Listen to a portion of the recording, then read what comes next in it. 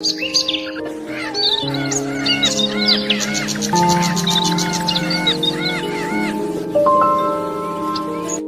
में खेतों के बीच एक छोटी सी झोपड़ी थी।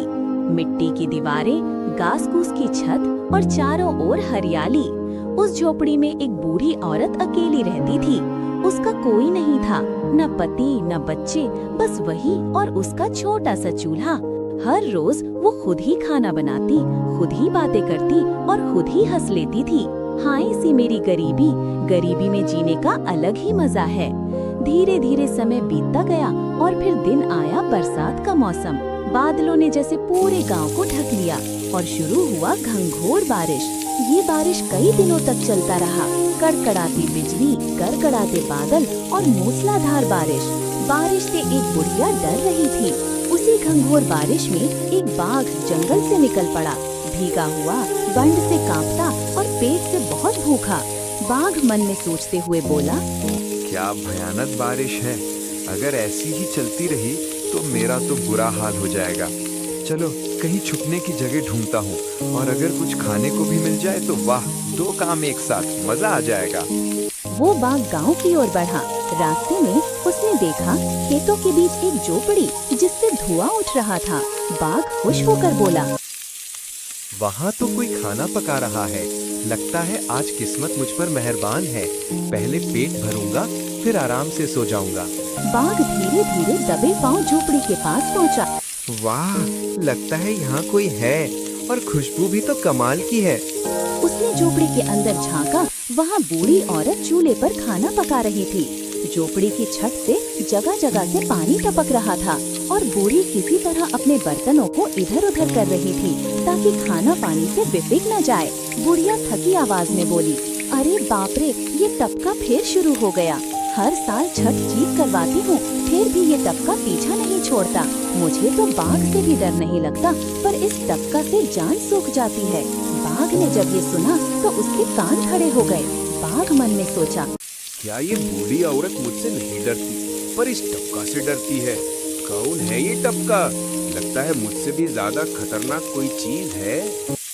बारिश और तेज हो गई, बिजली चमकी, हवा चीखने लगी और बाघ के मन में डर की लहर दौड़ गई।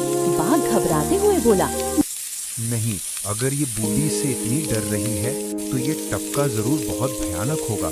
कहीं ये यहीं आसपास तो नहीं छिपा। बाघ धीरे से पीछे हटने लगा। फिर अचानक किसी बर्तन से पानी की बूंद गिरी हुए। बाघ चौंक पड़ा। बाघ डरते हुए बोला, वो रहा शायद टपका। ये क्या था? अंदर कोई है क्या? बस इतना सुनते ही बाघ ने अपने सर पर पैर रखे और भाग खड़ा हुआ। बाघ भागते हुए चिल्लाया, बचाओ, टपका आ गया, टपका आ गया, टपका आ गया, टपका आ गया। अब मैं नहीं रुकूंगा। बुढ़िया औरत को तो कुछ समझ ही नहीं आया। वो बाहर जहाँ की, बाहर कुछ भी नहीं था, बस बाघ की दूर जाती दहाड़ सुनाई दे रही थी। बुढ़िया हंसते हुए बोली, अरे ये क्या हुआ? लगता है किसी को टपका सच में डरा गई। हाँ, बचाओ, टपका आ गया, टपका आ गया, बचाओ टपका। उस दिन के बाद वो बाघ फिर कभी उस गांव में नहीं आया और गांव में लोग आज भी कहते हैं, किसी ने बाघ को नहीं भगाया, उसे तो टपका ने भगा दिया था। इस कहानी से हमें ये सीख मिलती है कि कभी कभी डर असली नहीं होता, हम खुद ही अपने मन में उसे बड़ा बना लेते हैं। इसलिए हमेशा सच को समझो, क्योंकि टपका जैसा डर बस हमारे मन का भ्रम भी हो सकता है। अब अगर ये कहानी आपको पसंद आई तो इस वीडियो को लाइक करके चैनल को सब्सक्राइब जरूर करो। हम ऐसे ही कहानियाँ आपके लिए लाते रहते हैं। अब मिलते हैं किसी और मजेदार कहानी के साथ। तब तक अपना ख्याल रखें। धन्यवाद। हरे भरे खेतों और दो घरों के बीच हमारा गांव बसा हुआ है। एक साधारण मिट्टी का घर और पास में एक बड़ा चमकदार घर। सुबह सुबह मोहन उठता है, हल और बैलों के साथ खेत की ओर निकलता है। मेहनत उसके जीवन का हिस्सा है। वहीं राजू अपनी गाड़ी लेकर शहर की ओर जाता है। उसकी जिंदगी आराम और सुविधा से भरी है। मोहन खेत जोतता है, बीज बोता है और पानी देता है। उसकी मेहनत दिखाती है कि किसान ही असली हीरो है। राजू खेत की तरफ देखता है और सोचता है, इतनी मेहनत क्यों? उसकी दुनिया अलग है। मौसम बदलता है, कभी ज्यादा बारिश, कभी तेज धूप। मोहन चिंता में है लेकिन हार नहीं मानता। मोहन अपने गांव वालों की मदद भी करता है। सब मिलकर काम करते हैं। मेहनत और ईमानदारी रंग लाती है। राजू देखता है कि मोहन की मेहनत सफल हो रही है। अब वो समझता है कि मेहनत और सच्चाई में बड़ी ताकत है। खेत हरे भरे और फसल तैयार है। मोहन की खुशी देखकर सब प्रेरित होते हैं। अब मोहन और राजू मिलकर गांव के लिए कुछ अच्छा करते हैं। मेहनत, ईमानदारी और दोस्ती से सबकी जिंदगी रंगीन होती है। सुबह सूरज निकलने से पहले ही मोहन उठ जाता, हल और बैलों को लेकर खेत की ओर निकल पड़ता। खेत में मिट्टी की खुशबू और चिड़ियों की चहचहाट उसकी मेहनत का साथी होती। वो पसीना बहाता लेकिन कभी शिकायत नहीं करता, क्योंकि उसके दिल में एक ही सपना था, अच्छी फसल उगाना और अपने परिवार और गांव को खुशहाल बनाना।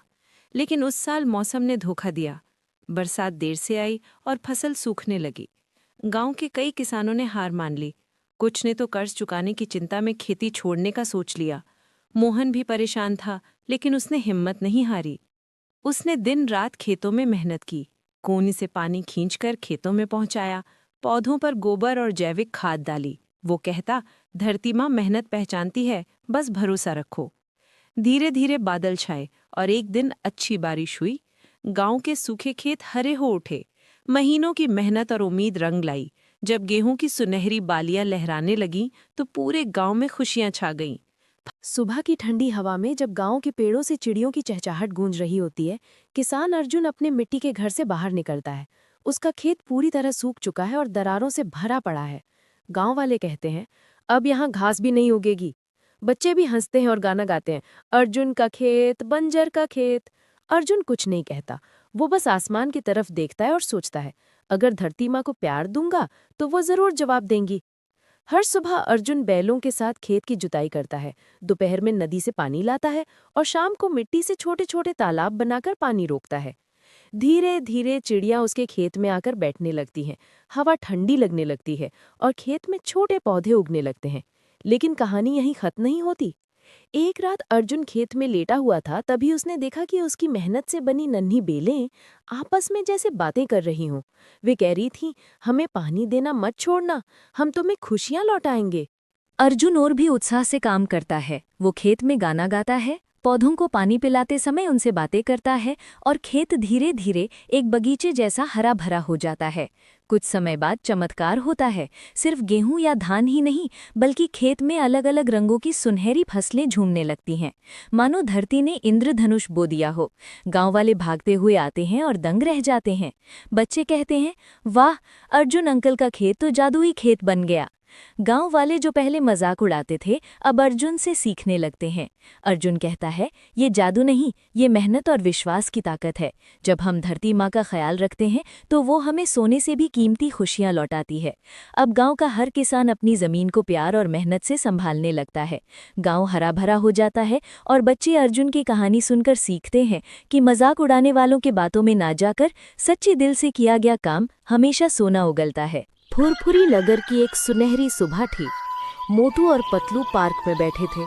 मोटू जम्हाई लेते हुए बोला, पतलू, अगर मैं पुराने जमाने में चला जाऊं तो वहां के समोसे कैसे होंगे? पतलू मुस्कुराते हुए बोला, पहले ये तो बता, तू टाइम मशीन चला पाएगा? तभी दोनों डॉक्टर झटका की लैब पहुंचे। डॉक्टर झटका खुशी से बोला, देखो मेरे दोस्तों, ये है मेरी नई टाइम मशीन, इससे तुम अतीत में जा सकते हो। मोटू की आंखें चमक उठी। तो चलो पतलू, पुराने जमाने में समोसे खाने चलते हैं। पतलू ने सिर पकड़ लिया, लेकिन मोटू ने मशीन का बड़ा लाल बटन दबा दिया। धड़ाम की आवाज के साथ दोनों पुराने जमाने में पहुंच गए। चारों ओर राजा महाराजा, घोड़े गाड़ी और ढोल नगाड़े थे। पतलू हैरान रह गया, मोटू, ये क्या कर दिया तूने? तभी मोटू को समोसे की खुशबू आई और वो सीधा राजमहल के रसोई घर में घुस गया। चिल्लाया, चोर, समोसे चुराने आया है। सैनिकों ने मोटू को पकड़ लिया। पतलू भागता हुआ आया और बोला, हम चोर नहीं, भविष्य से आए हैं। राजा ने कहा, भविष्य से? तो तुम लोग जादूगर हो। राजा ने उन्हें जादू दिखाने का आदेश दिया।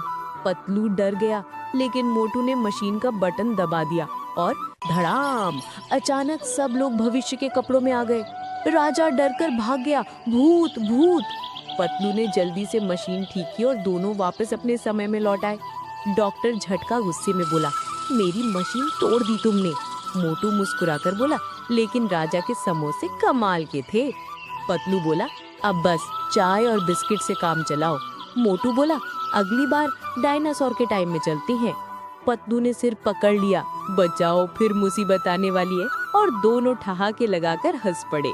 अगर आपको हमारी वीडियो पसंद आई हो तो प्लीज लाइक करें और चैनल को सब्सक्राइब करना मत भूलिए, ताकि हम और मजेदार वीडियो लाते रहें।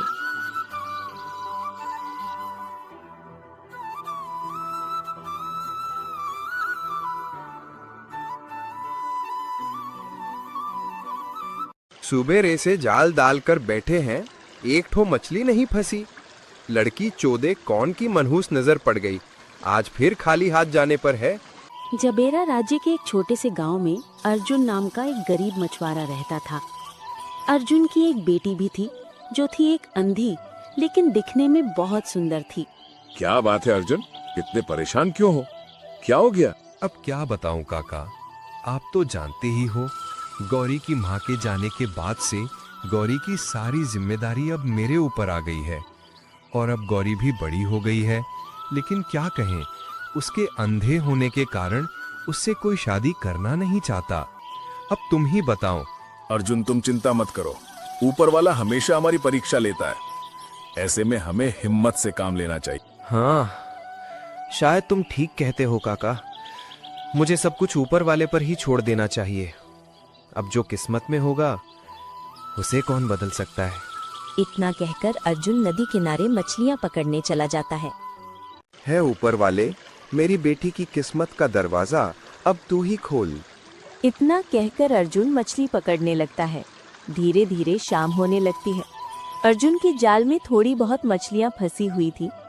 आज तो इतनी कम मछलियां हाथ आई हैं, इन्हें बेचकर तो एक समय का खाना ही बन सकता है।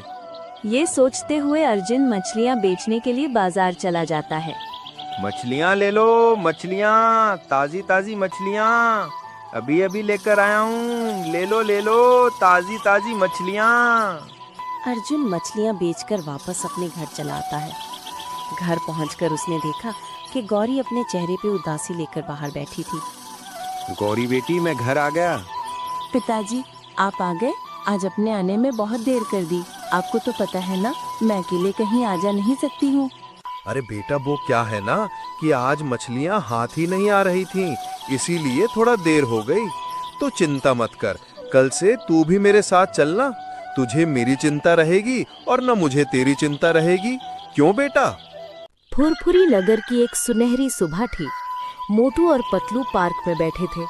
मोटू जम्हाई लेते हुए बोला, पतलू, अगर मैं पुराने जमाने में चला जाऊं तो वहाँ के समोसे कैसे होंगे? पतलू मुस्कुराते हुए बोला, पहले ये तो बता, तू टाइम मशीन चला पाएगा? तभी दोनों डॉक्टर झटका की लैब पहुँचे। डॉक्टर झटका खुशी से बोला, देखो मेरे दोस्तों, ये है मेरी नई टाइम मशीन, इससे तुम अतीत में जा सकते हो। मोटू की आंखें चमक उठी। तो चलो पतलू, पुराने जमाने में समोसे खाने चलते हैं। पतलू ने सिर पकड़ लिया, लेकिन मोटू ने मशीन का बड़ा लाल बटन दबा दिया। धड़ाम की आवाज के साथ दोनों पुराने जमाने में पहुंच गए। चारों ओर राजा महाराजा, घोड़े गाड़ी और ढोल नगाड़े थे। पतलू हैरान रह गया। मोटू, ये क्या कर दिया तूने? तभी मोटू को समोसे की खुशबू आई और वो सीधा राजमहल के रसोई घर में घुस गया। चिल्लाया, चोर, समोसे चुराने आया है। सैनिकों ने मोटू को पकड़ लिया। पतलू भागता हुआ आया और बोला, हम चोर नहीं, भविष्य से आए हैं। राजा ने कहा, भविष्य से? तो तुम लोग जादूगर हो। राजा ने उन्हें जादू दिखाने का आदेश दिया। पतलू डर गया, लेकिन मोटू ने मशीन का बटन दबा दिया और धड़ाम, अचानक सब लोग भविष्य के कपड़ों में आ गए। राजा डरकर भाग गया, भूत भूत। पतलू ने जल्दी से मशीन ठीक की और दोनों वापस अपने समय में लौट आए। डॉक्टर झटका गुस्से में बोला, मेरी मशीन तोड़ दी तुमने। मोटू मुस्कुराकर बोला, लेकिन राजा के समोसे कमाल के थे। पतलू बोला, अब बस चाय और बिस्किट से काम चलाओ। मोटू बोला, अगली बार डायनासोर के टाइम में चलती हैं। पतलू ने सिर पकड़ लिया, बचाओ फिर मुसीबत आने वाली है, और दोनों ठहाके लगाकर हंस पड़े। अगर आपको हमारी वीडियो पसंद आई हो तो प्लीज लाइक करें और चैनल को सब्सक्राइब करना मत भूलिए, ताकि हम और मजेदार वीडियो लाते रहें।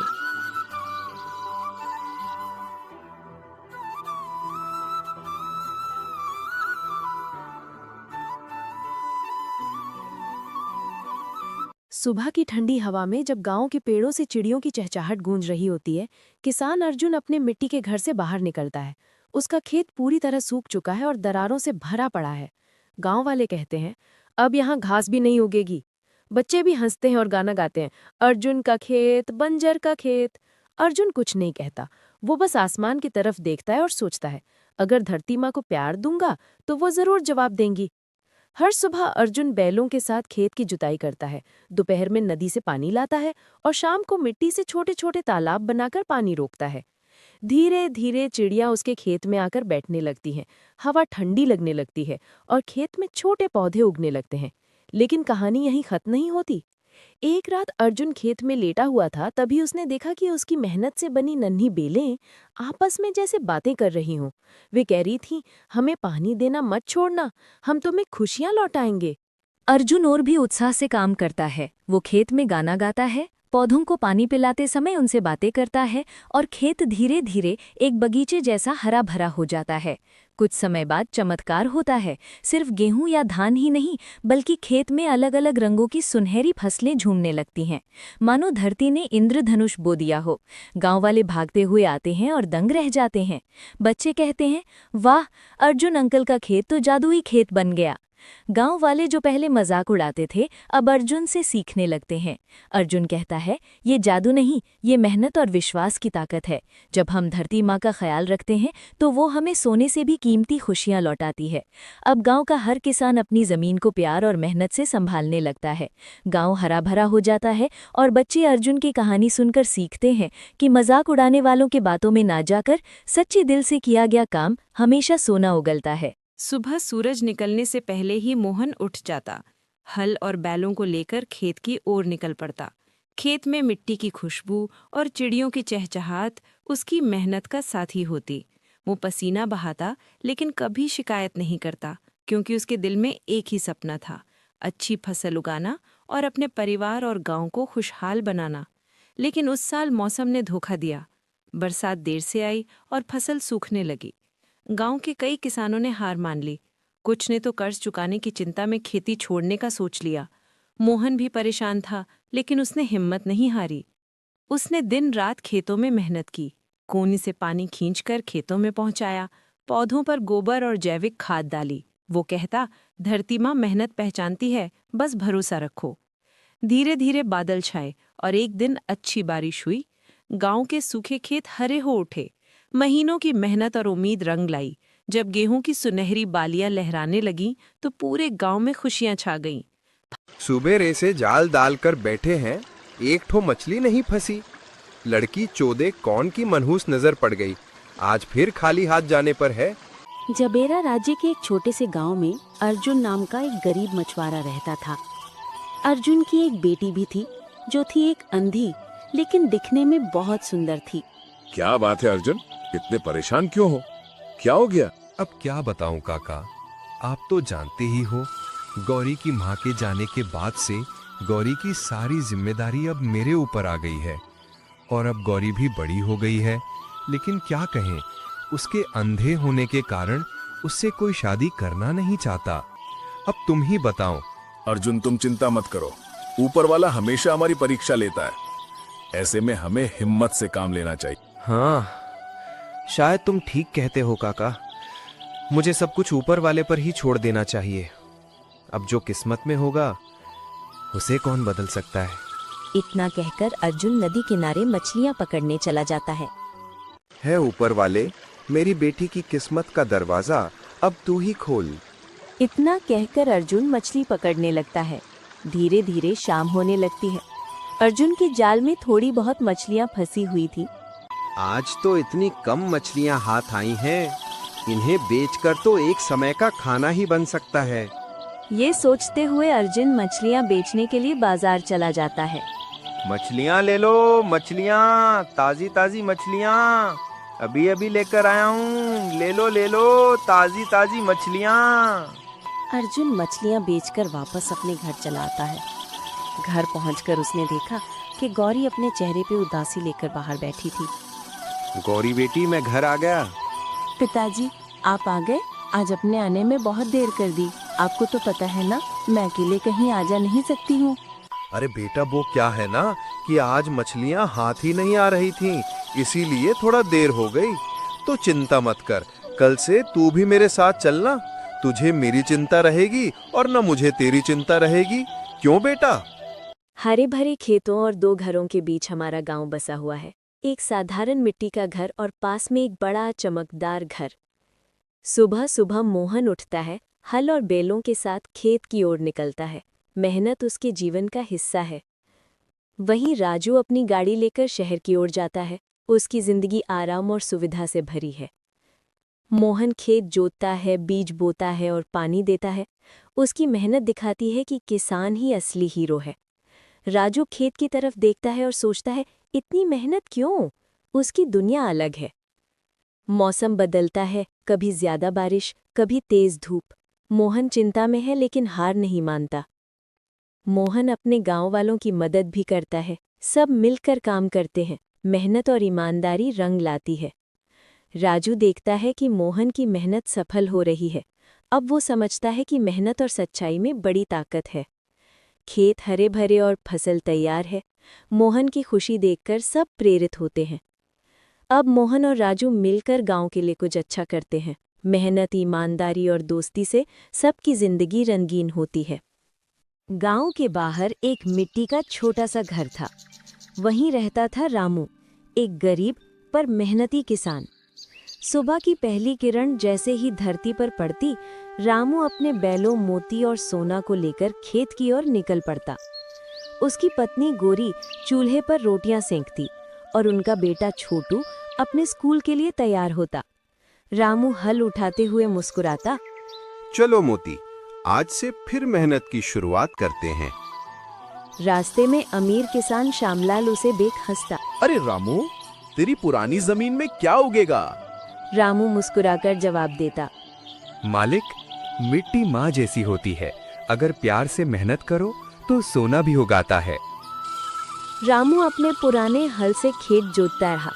धूप में पसीना झर रहा था, मगर उसके चेहरे पर थकान नहीं थी।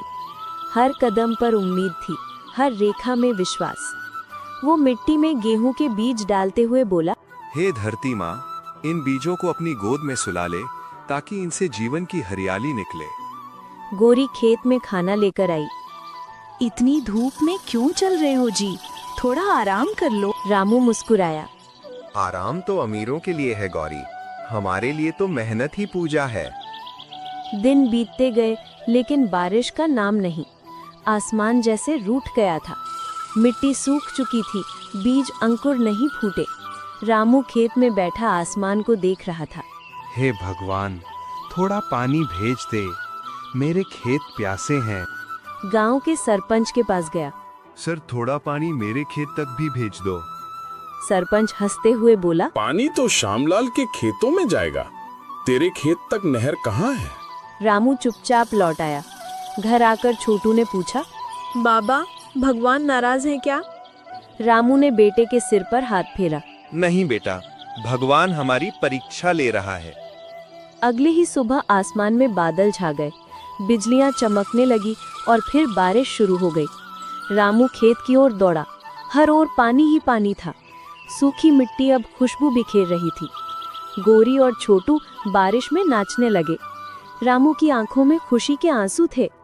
धन्य है धरती माँ, तूने मेरी पुकार सुन ली। रामू दिन रात खेत में काम करता।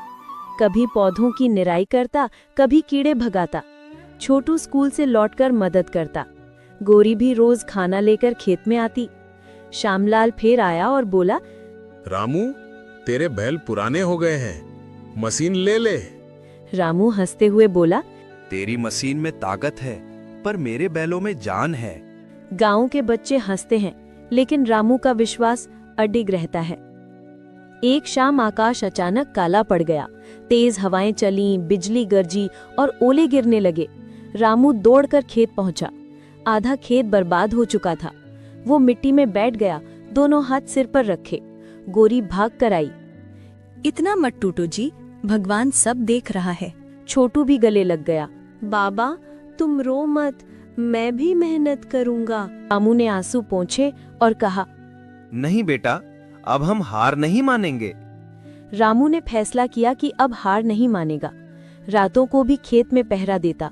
गांव के कुछ बच्चे उसकी मदद करने लगे। छोटू लालटेन की रोशनी में पढ़ते हुए बोला, बाबा, मैं बड़ा होकर नई खेती की मशीनें बनाऊंगा। रामू मुस्कुराया। तू मेरे ख्वाबों की फसल है बेटा। दिन बीतते गए। अब खेत में सुनहरी गेहूं की बालियां झूम रही थीं। रामू के चेहरे पर गर्व था। गांव वाले देखने आए। वाह रामू, तेरी मेहनत ने कमाल कर दिया। श्यामलाल भी आया और बोला, रामू मैं हार गया, तुम सच्चा किसान है। रामू ने कहा, हार जीत पैसों की नहीं मालिक, दिल की होती है।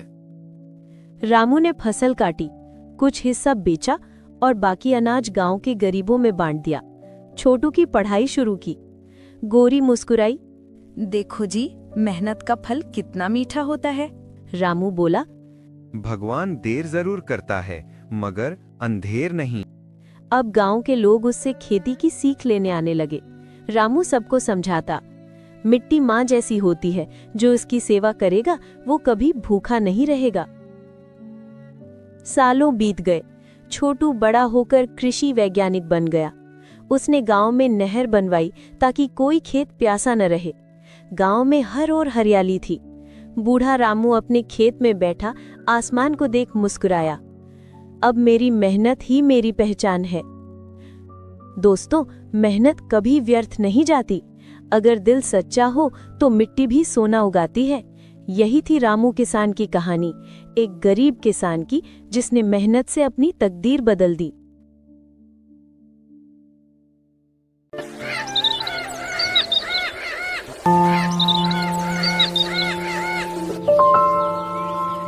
एक बार की बात है बच्चों, हरियापुर नाम के एक छोटे से गांव में एक गरीब आदमी रहता था। उसका नाम था रघु। रघु बहुत मेहनती और ईमानदार था, लेकिन किस्मत हमेशा उससे रूठी रहती थी। एक दिन रघु लकड़ी काटने जंगल गया।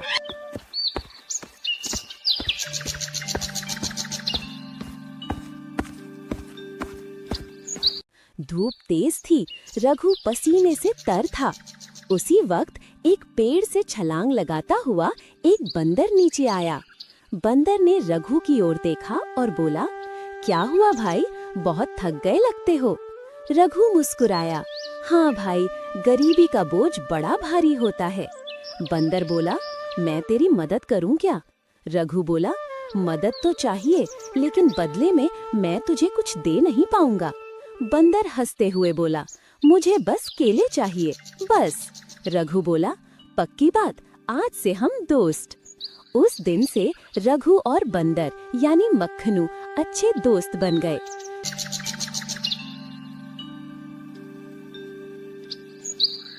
रघु लकड़ियां काटता और मक्खनू उन्हें ढोने में मदद करता।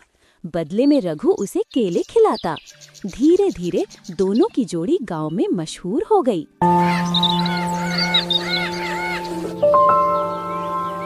लोग कहते, अरे देखो, गरीब रघु और उसका चालाक बंदर।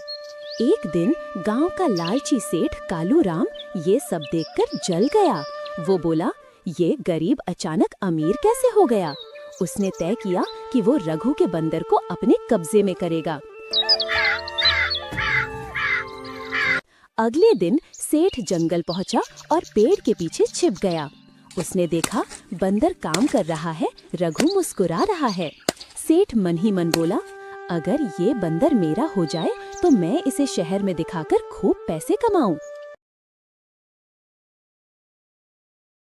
रात में सेठ ने जंगल में जाल बिछाया और केले रख दिए।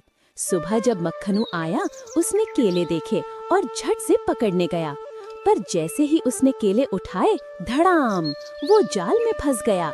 सेठ खुशी से चिल्लाया, हाँ हाँ, अब तो मेरा है बंदर। मक्खनू डर गया, लेकिन उसके दिमाग में चाल चल रही थी। सेठ ने बंदर को रस्सी से बांधकर बैलगाड़ी में डाल दिया और चल पड़ा शहर की ओर।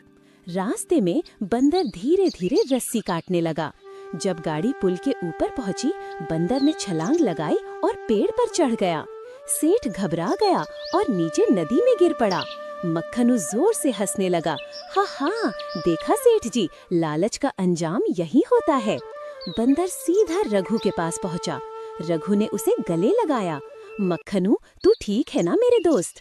मक्खनू बोला, हाँ, लेकिन इंसान का लालच बहुत खतरनाक होता है। रघु बोला, सही कहा तूने, सच्ची दोस्ती और ईमानदारी ही सबसे बड़ी दौलत है। उस दिन के बाद दोनों ने ठान लिया कि वो मिलकर दूसरों की मदद करेंगे। तो बच्चों, इस कहानी से हमें क्या सीख मिलती है कि लालच का अंत हमेशा बुरा होता है और सच्ची दोस्ती सबसे कीमती होती है। अगर आपको ये कहानी पसंद आई हो तो वीडियो को लाइक करें, चैनल को सब्सक्राइब करें और कमेंट में बताएं आपको रघु और मक्खनू की दोस्ती कैसी लगी।